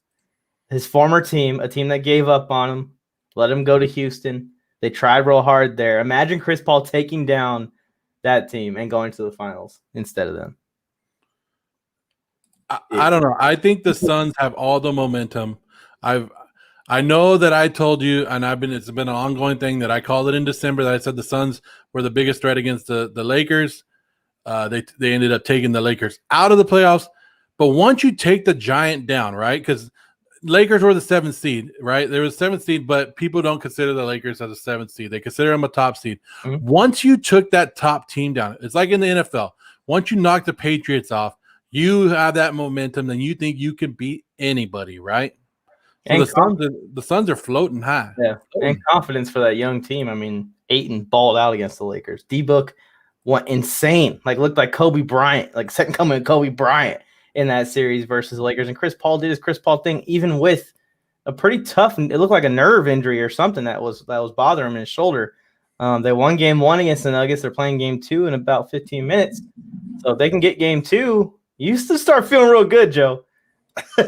Yeah, I'll start feeling good. Nick Mack from our basketball show on Tuesday nights, he just said what's up, and I know Nick Mack has now come in my favor of saying that he's in favor of the Suns winning as well. Yeah, I think that's his new pick, right? It's the Suns. Yeah. Or is he at the Nets still taking it? I don't know all the way. I don't know all the way, but I know he has the Suns moving on. Oh, okay. So I'll take that. I'll take it. Just as far as they go, you can keep this storyline going. Phoenix. How about the Bucks? The Bucks. They choke every year, man. But the Nets are no joke. But once Harden goes down, you start to think, okay, let's compete with these guys. They got blown out, destroyed. Shouldn't even go to the floor with them. That's what I'm saying. Didn't we think there would be a little bit of competitiveness, like just a little bit, like you would show up and it'd be a closer game. We're also seeing what Kevin Durant can do when he's healthy and balling. I think people forget that, and now with his age and LeBron's age, he may be the best player in the world. But I think people forget that it was always like LeBron's 1A, he's 1B through all his injuries and everything since Oklahoma City and his first couple years in Golden State to now. When this guy's healthy and balling, like we're talking one of the best players to ever walk the planet, and he's showing that in the playoffs this year. I've said that on Friday Night Wars, right? That I've said that Kevin Durant could be the best player and is better than LeBron James as of right now. But if I haven't, I just said it right now. Oh, man. The way you recalled that so crisply, like with no stutters, you just straight up said it. I didn't like the way it sounded. I'm not ready to admit that yet. You're not ready to admit? No. You're not ready to admit anything I've said on Friday Night Wars. Like, you know that Friday Night Wars this week, Mike, 30th episode. 30th. Oh, yeah. We've been flying. By. Huh? Should we throw a party? We should throw a party. Or should we save that for 50? Throw a party for the 50th episode. So if you guys are watching, turn in on Friday. We're going to throw a big party. Let's throw a big party. You're going to Betty cake. I'll bring a cake. We're going to take some shots. Shot. Everybody. We're probably gonna get fined by now. Oh, I need to say sorry to Jackson Mahomes, Mike. Oh yeah. I'll let you have the stage for a formal apology. Yeah. Pull me up. YouTube, I'm sorry. Jackson Mahomes, I'm sorry. Last time I was live with Tony Tucker, I put a TikTok of Jackson Mahomes dancing, doing his thing, and TikTok copyrighted me. They hit us with the copyright here at the Warzone Sports Network. And Jackson Mahomes, I can't do it, man. I apologize. I will never use your TikTok again. I will never put you on the screen. I know, Jackson Mahomes, that you have worked very, very hard for your representation to get to where you are in your career, Jackson Mahomes. I know that you've done everything to get to where you are because you didn't have to ride nobody's coattails. You didn't have to do anything. You danced your way to the top. And the reason people know about you, Jackson Mahomes, is because of yourself and the hard work that you put in every week. And I'm proud of that. And Jackson Mahomes, I'm sorry that I used your TikTok and the music that went along with it and YouTube for the copyright. But Jackson Mahomes, do your thing. There he is. That was not a sincere apology. I don't give a damn about Jackson Mahomes or what he does. Just letting you know, YouTube, that was a stupid copyright that you hit me. We took a TikTok of Jackson Mahomes dancing, and you want to hit us with a copyright. Get that on out of here, YouTube. That was a good apology. Like, I actually believed you. I believed you until you did the whole get that on out of here, put it on the board thing. I thought you were gonna play a dancing video, and I was like, all right, now he's just gone full savage mode. But I think you should clip that little part of this, clip that part, and then clip all the videos. I'm sure they're in there of me drinking coffee out of a bowl. Put it together and post this on Instagram. This is the best live ever. No Tony Tucker, no problem. Not everybody can be Tony Tucker. Not everybody can be Tony Tucker. But yeah, I don't know. I was kind of mad because that Jackson Mahomes thing is. That dude's up there dancing in the press box, right? While his brother's down on the field getting concussed and all that, running for his life. And this guy's dancing in the press box. I show one clip of him dancing. Me and Tony Tucker having a good time. I show a picture of him, me and Tony dancing, and we get copyrighted. Don't say the C word, man. You said 2 C words. You said concussed and copyright in the same sentence. I'm not allowed to say that? You're not allowed to say concussion or copyright. Then they come for you. But you just said it. Oh, so we got hit with the double whammy right there. No more C words on the Warzone Sports Network. I'm talking to everyone, all 10 of us. No more C words. Oh man, that's not good. So we're not. Oh, they just popped up. They got us. C words. Yeah, no C words, guys. No C words. Don't say, yeah, there it is. Justin just said it. Justin, what you doing right now? You want to come on and talk some basketball? We'll bring you on if you want. We're just up here, but yeah, don't use the C words. I guess we're the next C word that comes after the 2 that we just used, right? Which one? Cancel. Oh, that's kind of like a line of C words. Yeah. So it's a progression of C words. Yay. Dude, our path, we're going down that path anyways. So we'll just get it out of the way. If you guys are watching the show and it just goes black right now, you know what we got canceled. YouTube came and we're like, get these guys on out of here. They use my own words against myself. Jackson Mahomes, we're so sorry. Jackson, all this, we're going to get canceled because of Jackson Mahomes. It's crazy. Yeah, it is what it is. Tony Tucker, I hope we did a great job filling in for you. Oh, yeah. Justin said he'll come on. So let me get Justin the info, guys. And we'll bring in Justin because you know why? I don't know if Justin was watching earlier, but I'm going to get Justin sick, maybe sick to his stomach. Oh, I thought you were going to say it because he knows what he's talking about and we don't. Justin, yeah, he does know what he's talking about. But we're just Tony Tucker is probably watching this right now and going, "What the heck? I'm never taking a day off again." What did I leave these two to? We gave them the platform. I gave them all the controls, which there's a lot of buttons on here, and this is what we get. We get Jackson Mahomes apologies and C words left and right, and then we just get completely canceled and banned from being on YouTube. I just got an email from YouTube right now. You're kidding. One more C word and you guys are out.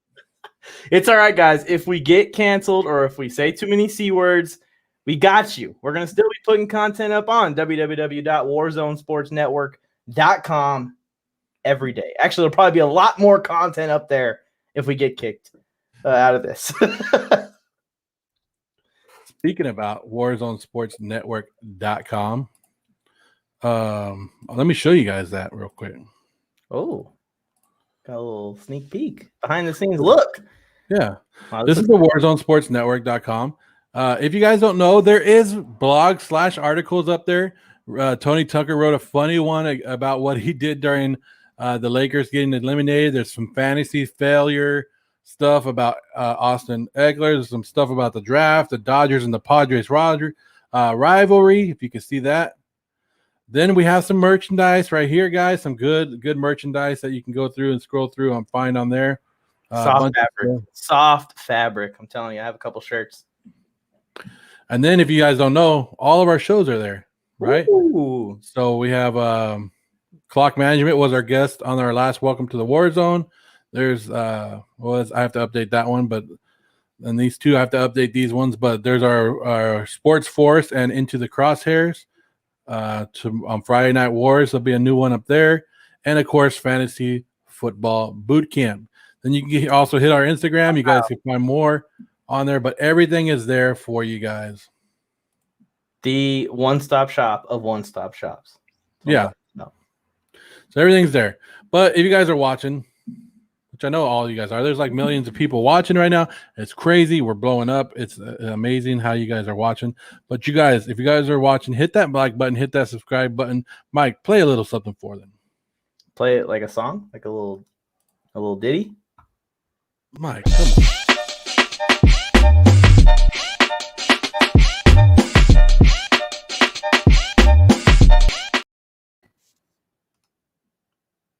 Little ditty. Speaking of diddlies and songs, go T-Pain for the Pace League. Oh, let me see if I can get that. Have you seen that? Jay the Plug and T-Pain are going at it right now. Oh, a little bit of trash talk as we get ready for our 2 months until the draft. Have you seen it? I have not seen it. I wonder if I could. I don't know if I can sing the trash talk to him, because that would be awesome. No, hold on. Let me see if I can get it up for us on the screen. I know that Jay and him have been going out at it on Twitter. On Twitter, and then Jay made a video about it. I need to get up on my Twitter game. Warzone Sports Network on Twitter, right? Or are we just? Oh no, we're Warzone Sports, right? With 2 S's on Twitter. See, T-Pain. Obviously, I mean, the Plug's gonna get his butt kicked. I believe they draft right next to each other too. The order got released, and it's T-Pain at 2, Jay the Plug at 3. So that's interesting. T-Pain could really screw Jay the Plug over there with that second pick. Take his guy. You know what, T-Pain, and I'm sure Jay the Plug is watching, and I don't care because we're gonna still manipulate him anyways. I'm gonna trick Jay the Plug into telling me who he wants, T-Pain, and then I'm gonna send it to you. So just keep your DMs open. Damn, you're gonna go that low? I'm going that low. I gotta make sure he wins. They've already got an advantage on him because he said he's gonna hit some buttons, and that's gonna get him the victory. You're gonna need to do more than hit the buttons. All right, let me see if I can pull this up. It's a full Mortal Kombat style. Is this plan? Let's see if we can pull this up without pulling it up. Like somehow, I'm not sure how I'm going to do it, but either way, where'd he go? I'm already messing stuff up, Mike, so it's not working good. I'm trying to do everything for it. Let's see. Here we go. I'm trying to get it onto this. Yeah, because it's kind of weird. I couldn't save it. I don't have the actual video, so I have to do it this way. But here it is. It's on Instagram. If you guys want to check it out, it's on Instagram. Hold on, what happened to Pain versus Plug? A celebrity was rude to you. No problem.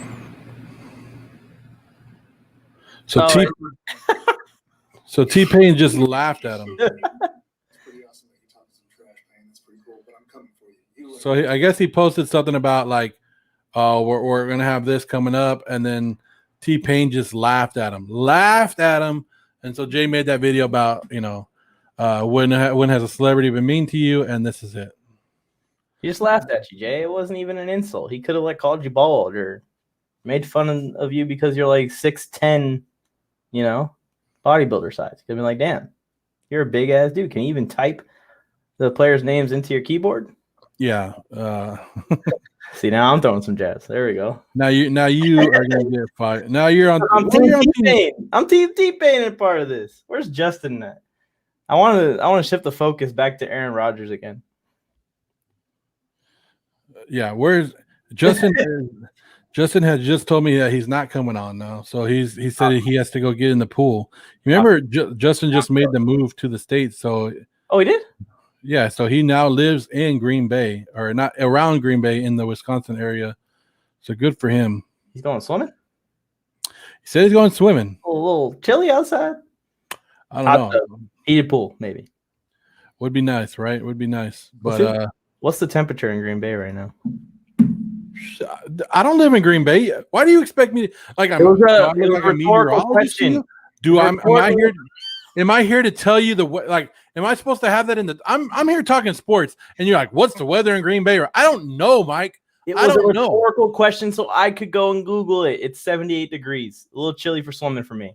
But I'm a Californian, so I'm used to like 90 degrees being my swimming temperature. Mike. It has the sun like on the forecast, but you know how like usually here in California it has the sun with like the rays coming out of it? Like there's no rays. So, like the sun's up, but it's not shining in Green Bay right now because of Aaron Rodgers. Yeah, now look what you did, Mike. Look what you did. Now I get nicknames like Joe the Weatherman. Thanks a lot, Mike. This is like the Lindsley thing all over again. What do you want me to tell you? You want me to tell you? Name another city, Mike. I'll tell you the weather right now. Name a city. I got you. Eugene, Oregon. Someone really good came from there. Eugene, Oregon? Yep. Eugene, Oregon. It's about 67 degrees, partly cloudy. That's how it is right now. Joe the Weatherman here, letting you guys know where all the good weather is right now. Wait, did you say 68 degrees and partly cloudy? Yeah. Joe, that's actually what it is in Eugene, Oregon right now.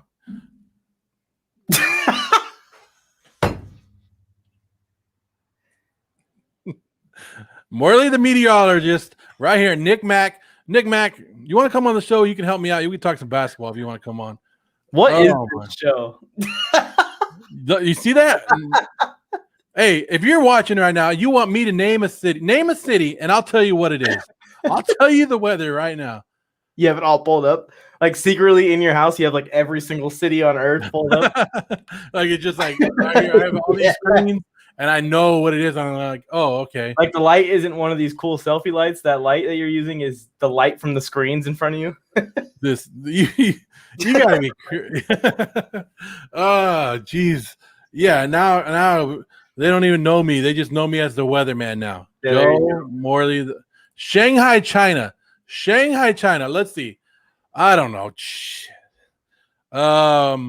Shanghai, China. I'll give Mike a second to pull it up to see if I can get it correctly. All right, let's see it. Shanghai, China. We're gonna go with. I don't know. It's June. I don't know. I don't know. I've been in the China area. It's pretty humid over there. I'm gonna say it's like 80 degrees with sun, just sun. No overcast, no nothing. It's 79 degrees in Shanghai, China. Hey, Nick. Send it to your local news channel. Send this. This is off the top of my head. I'm better. Like these meteorologists that are on TV, right? They'll tell you, "Oh, it's going to rain today," and it never damn rains. I carry the umbrella all damn day for no reason, Mike. And I'm telling you, whether like across the other side of the globe, I'm telling you what it is, and I'm just off the top of my head. Look at, I'm impressive, right, Nick? I'm impressing you. 1 degree off, and you got Eugene, Oregon on the dot. You know what it is in Bakersfield, California? I think you do have the screens up that I was talking about. 77 degrees. That's what it is in my hometown. You shouldn't have said it's your hometown. You should have just made it up.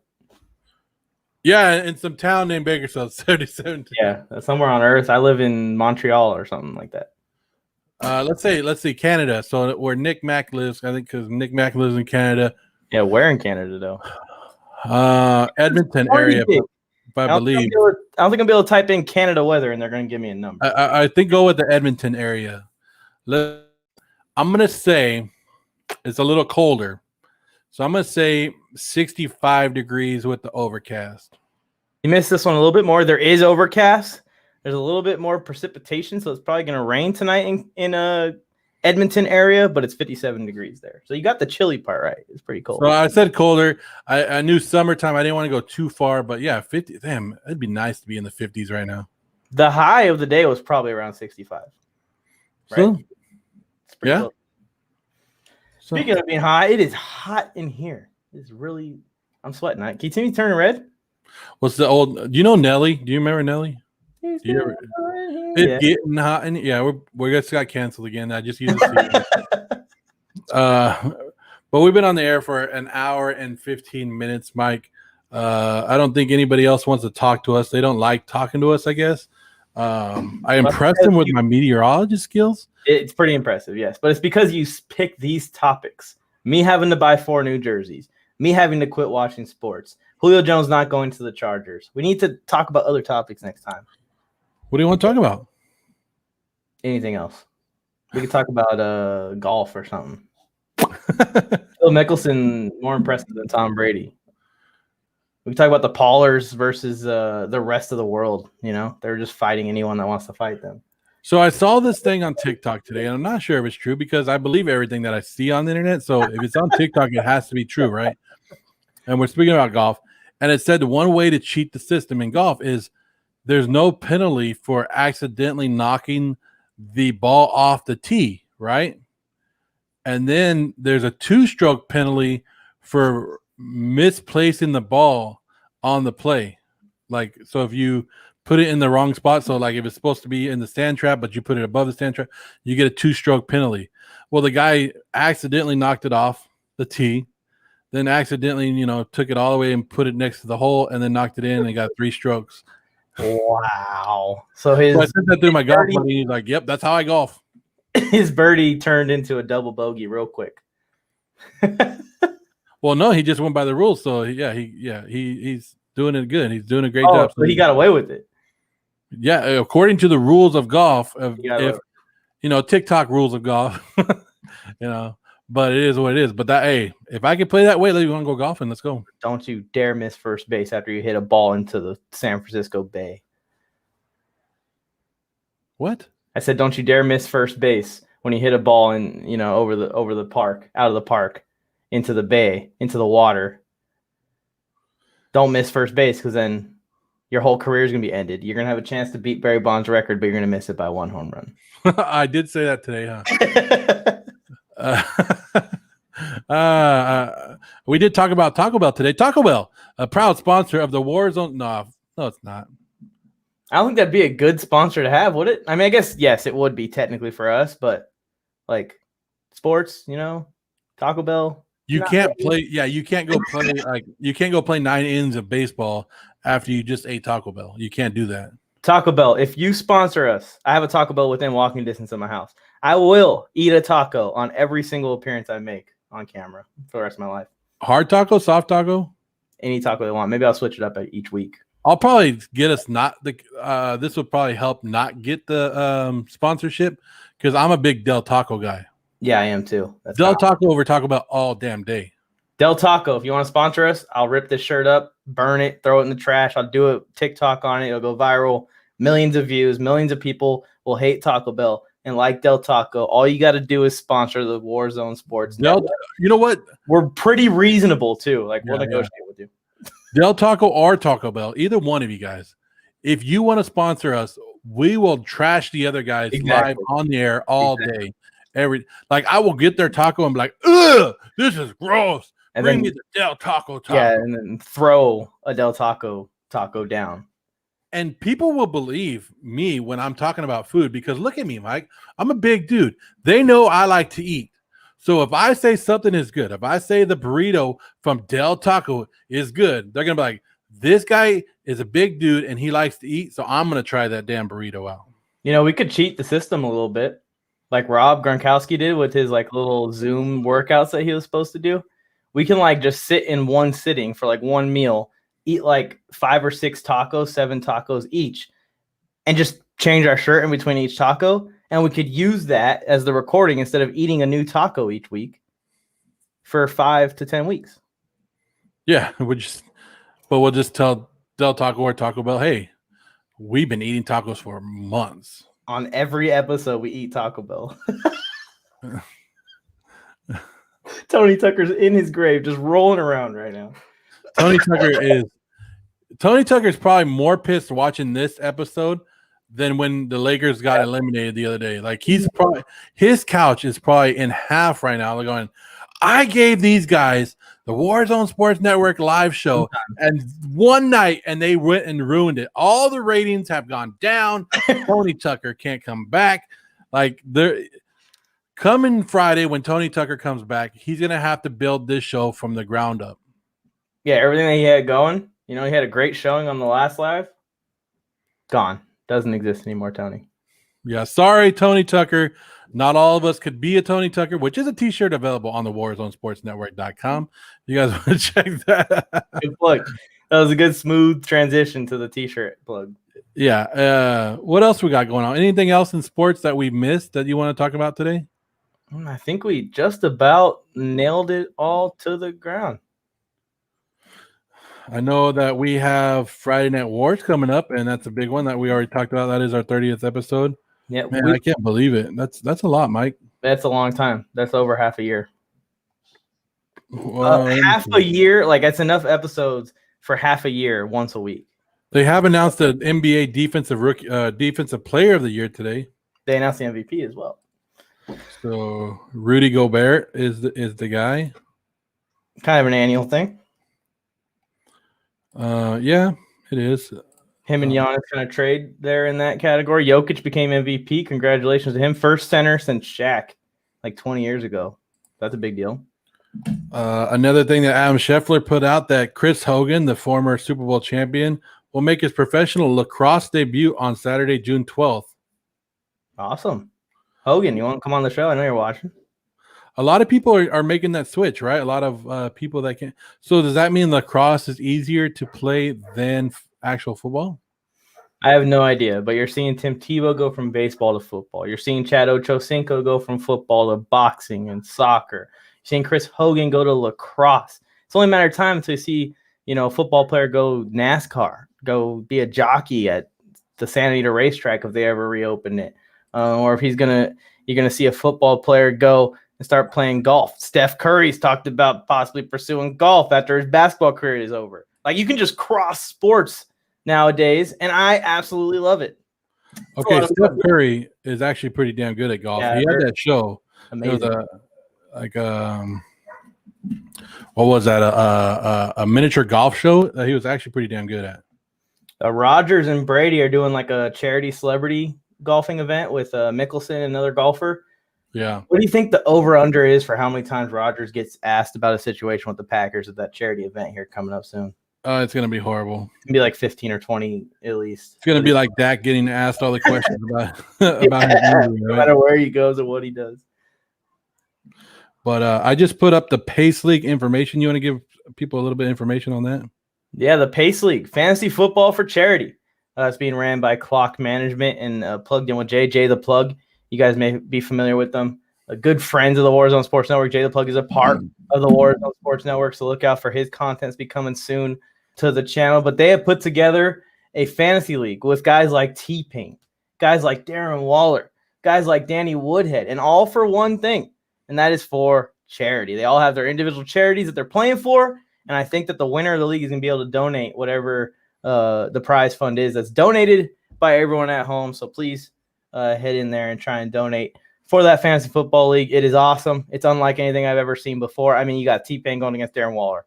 I think that's enough said right there. I mean, those two are going to be in the same chat room talking trash to each other, which is absolutely ridiculous. I'm excited for it. So if you guys want to donate, here's the link. You could type that into your browser. That's the easiest way to leave a donation. So just type in www.spot.fund/T, lowercase T, uppercase PB, uppercase RA. I'm not sure if the caps matters. And if it doesn't work, you just type in the Spot Fund and then just type in Pace League in the search, and it will come up as well. I've done that a couple times. But if you donate over $100, it does. Jade the Plug does put you in a draw in for some other stuff. So The Pace League is a great thing, a good fantasy football for charity. So you're gonna love it. Go do it, guys. And follow the league after too. Have fun with it. I believe they're going to be making posts. They have their own Instagram account. I think it's just pace.league. But I think if you type in Pace League, it'll come up. It's a little C with a top hat, football. That's their logo. You'll see them there. Yeah, so do that. We also have merchandise available at the WarzoneSportsNetwork.com. I've told you that. WarzoneSportsNetwork.com. Hey, that's like we're gonna hook you up with T-Pain and get that voice right there. Get that voice on an album. Me and T-Pain are already working on a Jay the Plug diss track right now as we speak. It's going down to damn. I don't know. To be honest with you, I know T-Pain, but I have to catch up on a couple of his songs. Yeah, he's an era before me, which is your era, so be ashamed of yourself. He's an era before me. But I've been only listening. So I've been recently trying to get into the gym. I was trying to get in shape for that flag football game. We saw that didn't help at all. But we have another one, the trifecta, that is just like TBD. So I have TBD amount of time to get back into shape. Anyways, I say all that to set this up. I have not listened to anything the entire time that I've been working out, which is like almost 3 months now. Yeah. Except for T-Pain music while I'm in the gym. It's very motivating. Are you serious? No, I'm serious, yeah. So you've listened to nothing but T-Pain for the last couple months. Mm-hmm. You're missing out on some good music. Yeah, I'm living in my own world. Like T-Pain has some good music, but you're missing out on some good music. Snake Sports Talk Show. What's going on? It's a great show if you guys want to check them out. I am a regular listener of them as well. Not at the gym, though. Only T-Pain there. Yeah, he won't even listen to himself at the gym. No. It's all T-Pain or nothing. That's it.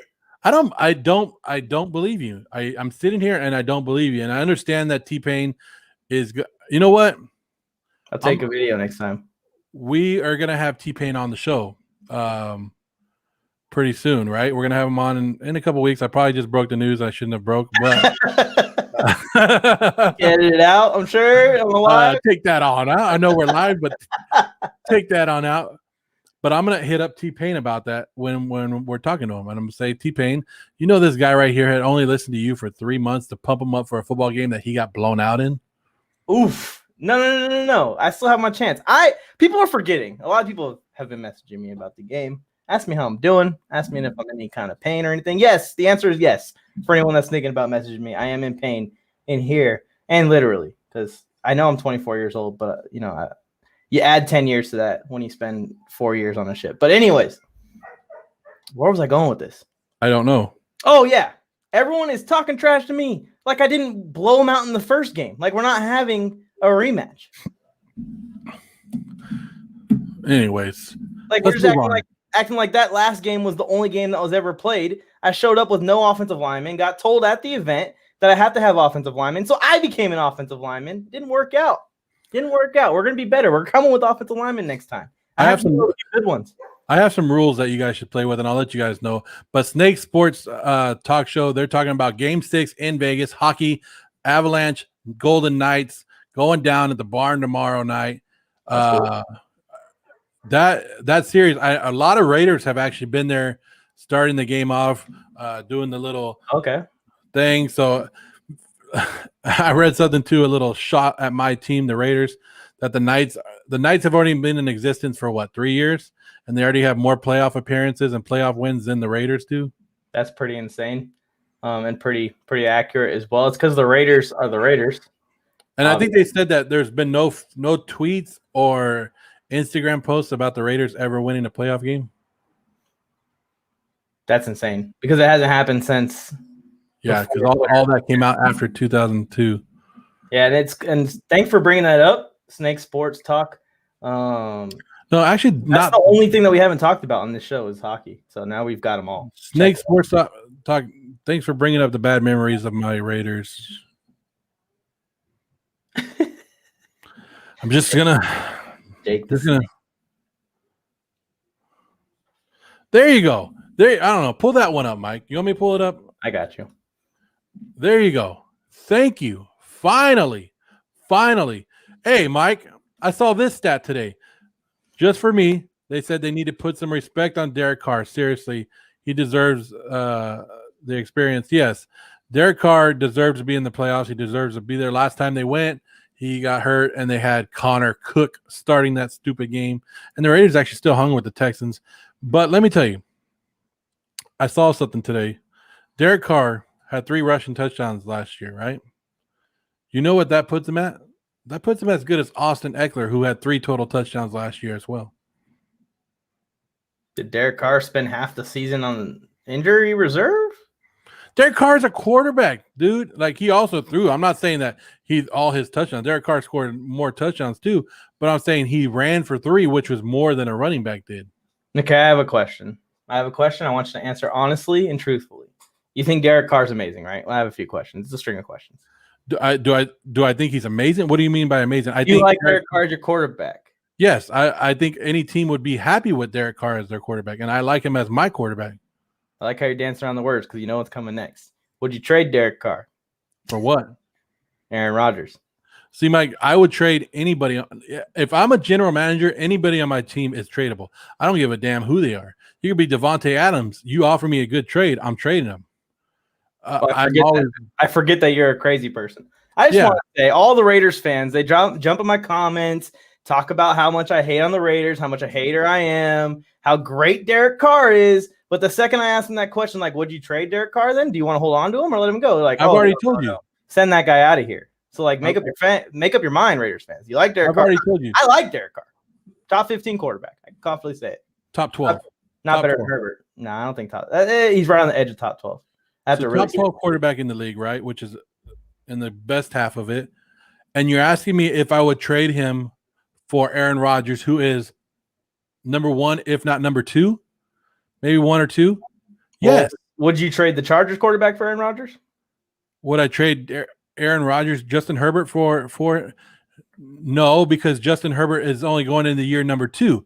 If Justin Herbert was going into year number 9, like Derek Carr, it's different. Well, it just depends on what Justin Herbert looks like going into year number 9. Because if Justin Herbert looks like Aaron Rodgers looked like when he was going into year number 9, you wouldn't trade him. The same thing with Derek Carr. It's because Derek Carr is a slightly above average quarterback.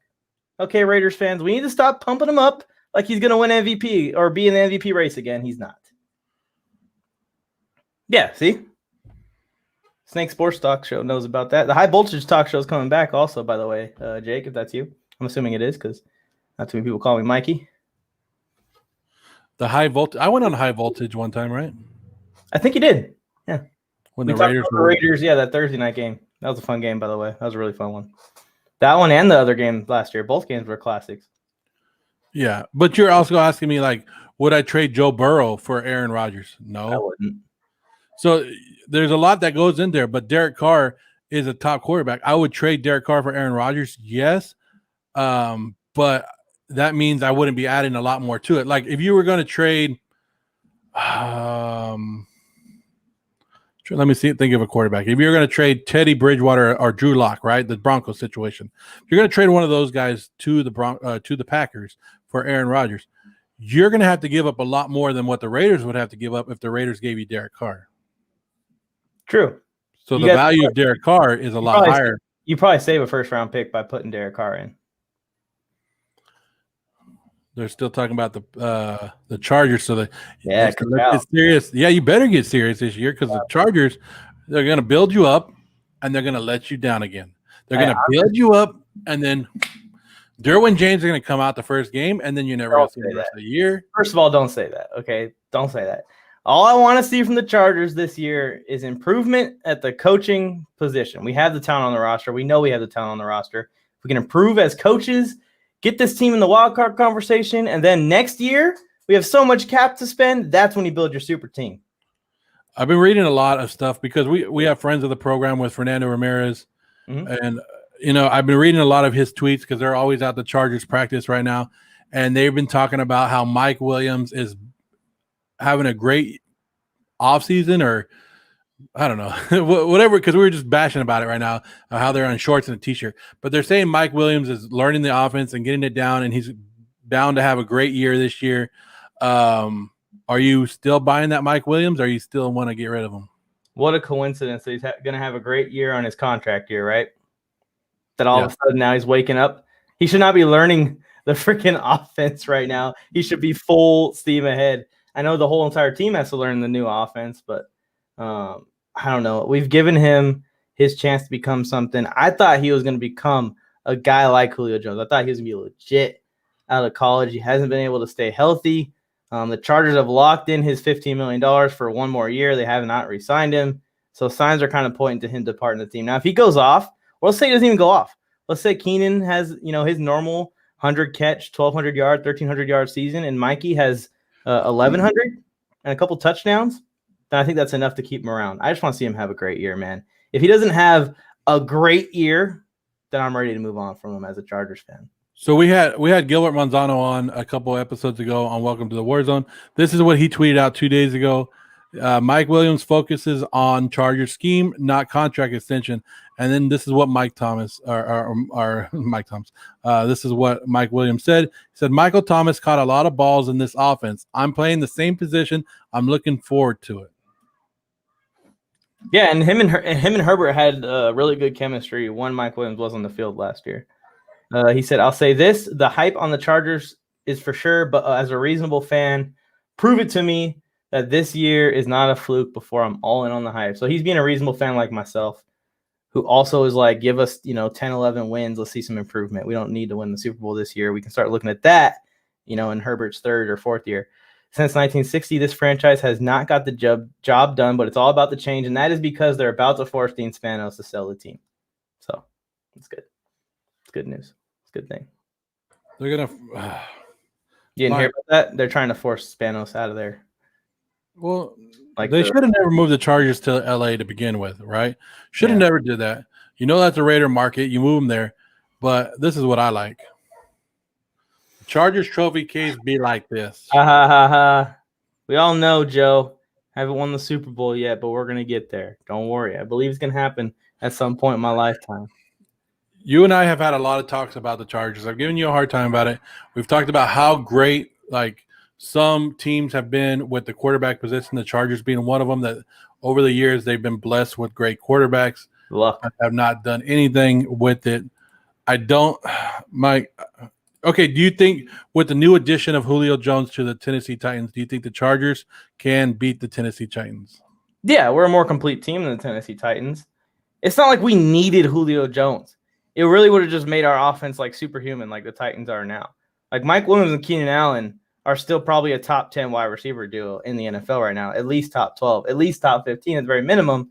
Then you take into the fact that we have Jalen Guyton, who had a really good year for a rookie that no one even knew about last year. We had Tyron Johnson, who had a similar year to Jalen Guyton last year. Not as much of an impact, but just guys that look like they could be promising wide receiver threes. They added Josh Palmer, and I guess the Chargers are super high on him so far in his first couple of days as a Charger at practice. So that's good to see. We did not need Julio Jones. That wasn't a make or break thing. That was a luxury thing and a really good scheme fit thing and an opportunity to get out of Mike Williams' situation. So you're liking this right here? Yeah, I'm down for it. I'm down for almost anybody. I'm down for a change at that spot, the ownership. That's what Snake was saying.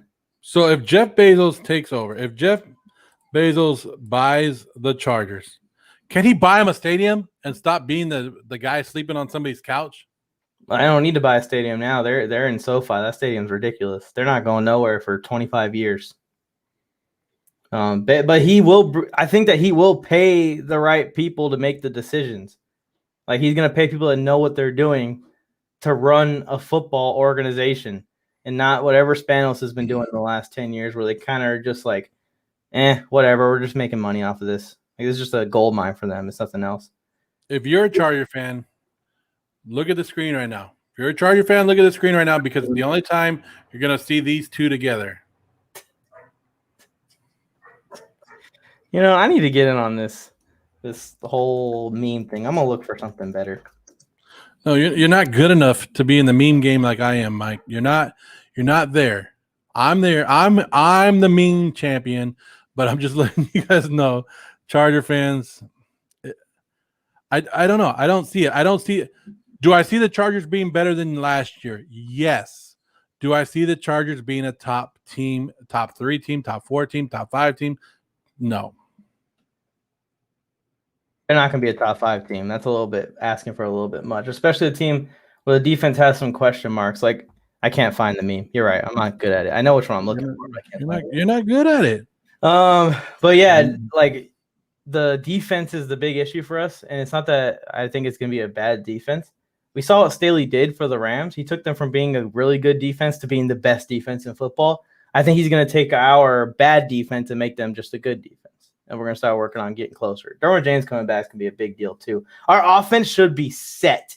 If Lombardi doesn't get this offense going in the first year even, maybe give him the boot really quick, because this offense should be loaded up. Offensive line should be in the top 10. The receiving core is in the top 10. Justin Herbert's probably sneaking into the top 10 as a quarterback. Austin Eckler's obviously a baller. He's basically saying the same thing that I'm saying. Like, the offense is ready to go. We just got to figure out what's going on in defense. And Staley can seriously improve our defense then. The Chargers are going to be a good team next year. Also in the clutch, we got to get better in the clutch. I fault a lot of it on coaching, but that's been a thing for the Chargers since 2011 or whatever. So it's not like it's new. All right, Pepperton. Get out of here, Pepperton. Ain't no one want to see you in the chat anyways, man.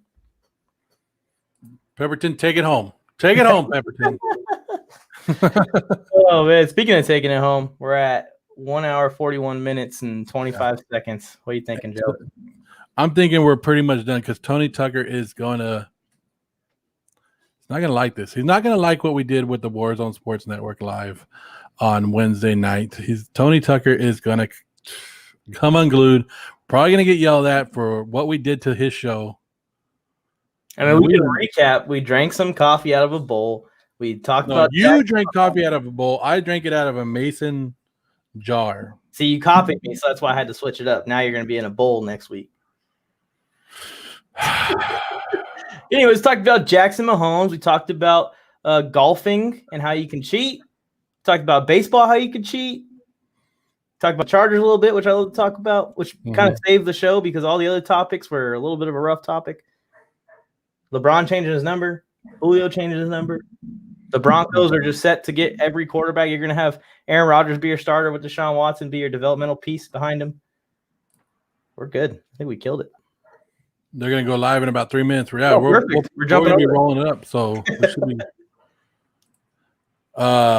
Yeah. So we hit a bunch of topics. You can see all the stuff at the bottom on that little corner of what we talked about. We talked about Jordan Love being the next superstar quarterback, leading the Green Bay Packers to a championship, right? Is that what we said? That's what's going to happen. Yeah, well, we said that's what we right here. We called it here first, guys. Jordan Love, Super Bowl MVP, Warzone Sports Network calling it next year. Tony Tucker, if you are watching, we are so sorry. We mentioned a couple C words like I forgot about that part. Cancellation, and I forget the third one. Okay, good. Anyways, guys, thank you for joining us. It's been fun. Join us Friday night for Friday Night Wars, and Tony Tucker should be back, hopefully, because Mike and I just did an awful job on this show. What a bad show. What a horrible show. Like, when we look back in history of the Warzone Sports Network, you're going to be like, what the hell were these two dudes doing? But you know it's going to be a good show. 30th episode of Friday Night Wars. We're throwing a party. Sir. You guys want to come? Throwing a party. So show up, guys. We're out of here.